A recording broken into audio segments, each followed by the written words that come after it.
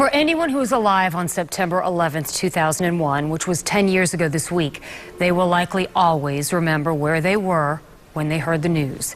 That was one of two questions our Jeff Butera asked people in the Bay Area about 9/11, and he joins us now with more. Good evening, Jeff. Good evening, Linda. The other question I asked people at Tampa International Airport was, what image do you remember the most from that day? What was interesting was how willing people were to talk about this and how emotional they got when they did.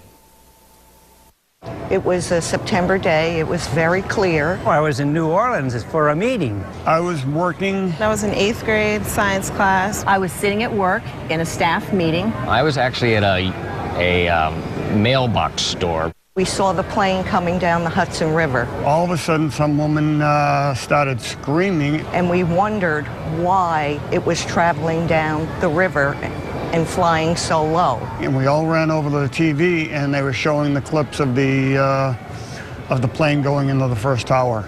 It flashed on the news. Dead silence, and then that kind of gasping, like, Everybody just stopped and was looking at the television. And immediately my mind ran back to 1941. A feeling I'd never felt before. A repeat of Pearl Harbor.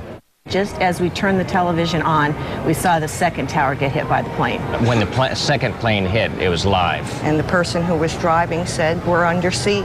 That is indelibly imprinted in my brain. We knew that a lot of people were going to perish that day. My friend's son was a Secret Service agent. The last thing people remember was seeing him run inside the building to try and help. And to this day, they have not found any remains. It was eerie. I've used that word several times, that it was just strange. The rest of the week was a bit of a blur. I felt like I couldn't even go to the city anymore. New York and America has recovered very well. Still, when you see a low-flying plane, you stop and you look in the sky. It's still very much at the forefront of my brain. We felt pretty safe and didn't really think about somebody bombing us and shooting at us, and so our world has definitely changed.